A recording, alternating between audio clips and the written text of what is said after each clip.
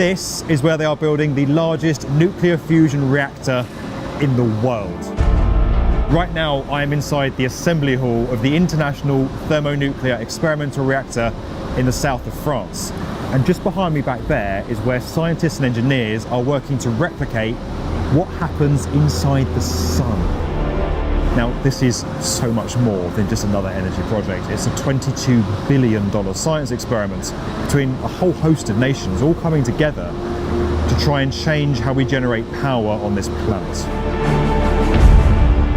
ITER's mission to create a new carbon-free energy source couldn't be more urgent. Global energy use is projected to nearly double by 2050, and we've got to drastically cut our use of fossil fuels. Some scientists hope that controlled nuclear fusion could be the holy grail of energy, but there's a catch. As it stands right now, no reactor has ever been able to produce more energy through nuclear fusion than it takes in. ITER's aiming to be the first, and if it's a success, it could quite literally change the world.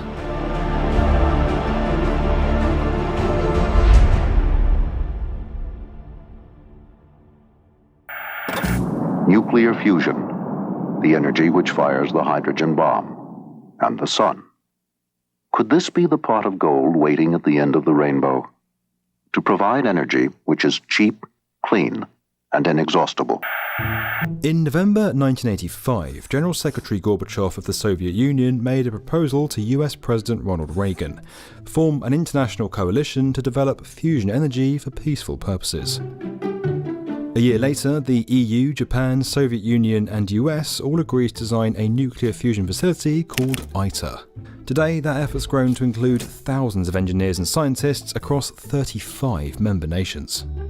Scientists plan to use this 23,000-ton reactor to, basically in layman's terms, create a tiny star here on Earth that's then used to power the world. Now, if that sounds like a really big deal to you, it's because it is. The nuclear reactors you're probably familiar with use a process called fission, where atoms are split apart and energy is released in the form of heat and radiation. That's the same process that powers those terrible atomic bombs and the nuclear power plants we have today. It's driven by elements like uranium and plutonium, which can be hard to get hold of and end up as dangerous nuclear waste. Nuclear fusion, however, is the process by which atoms are fused together using elements that are abundant on Earth, like the hydrogen isotopes you can extract from water. Heat generated from nuclear fusion reactors can be used to produce steam that can power turbines and generators to create electricity. Once you can do that, you kind of have an unlimited supply of carbon-free energy that isn't dictated by whether it's sunny or windy. The problem is, achieving efficient, scalable nuclear fusion here on Earth is still really hard to do. You need a machine that can withstand temperatures 10 times hotter than the core of the Sun and twice the force required to launch a space shuttle. That's all to say this thing has to be really, really durable, and that's where the insane levels of concrete and engineering that you see going on here all come into play. Here's how it'll work. Hydrogen atoms are injected into this vacuum vessel, then a giant superconducting magnet around the machine is turned on, and the voltage strips the electrons from their atoms, forming something called plasma. It's a state of matter that's sort of like gas. Hopefully you're still with us. That plasma is then heated to extreme temperatures of up to 150 million degrees Celsius.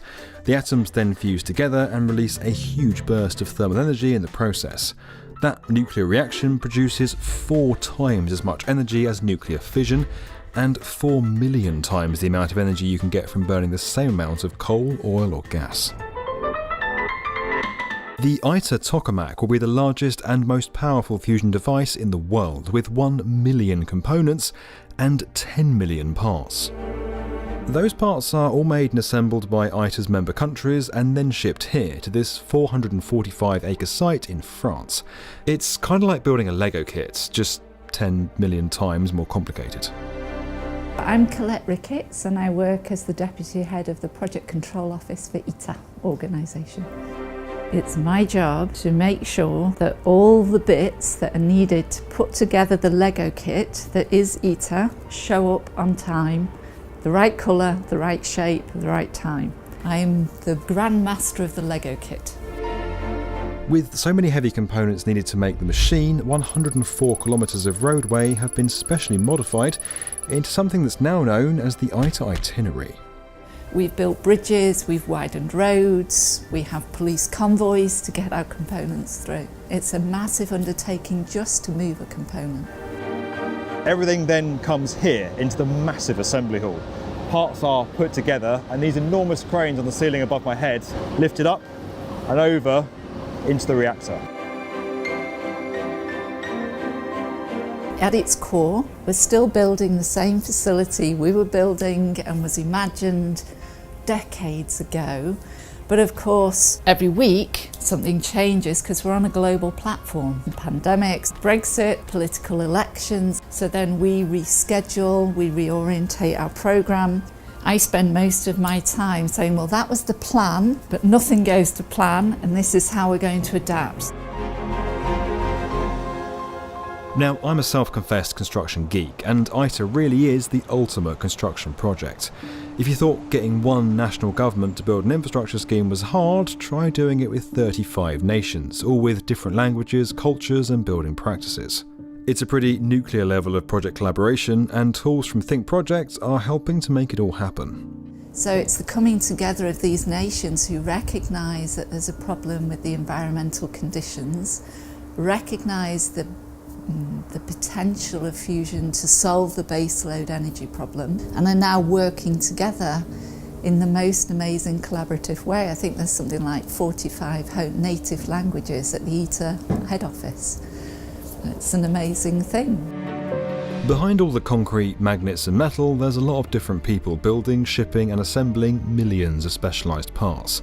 And all those different people contributing to ITER need contracts to get paid and make sure their work is being accounted for.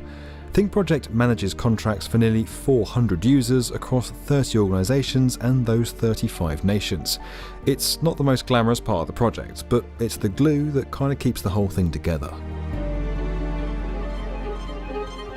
The stakes are high for ITER, and staying organised is essential. There's been a lot of money invested in this, and it's a crucial moment in our energy transition away from fossil fuels and towards renewable sources. The immense project is scheduled to first power on in 2025, when they'll hope to create plasma.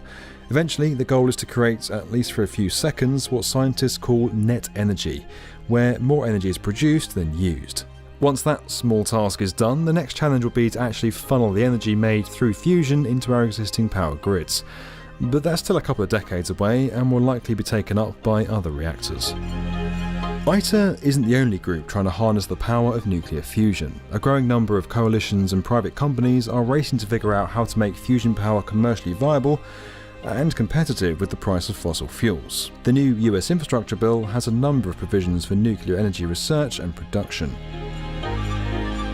Once someone cracks the code, commercially scalable carbon-free energy production would dramatically reduce the world's dependence on fossil fuels. But it'll take time, and lowering the costs of renewable energy might help us get there first. The possibility of a future that is good for our children and our children's children with a good standard of living demands fusion. There's no other solution.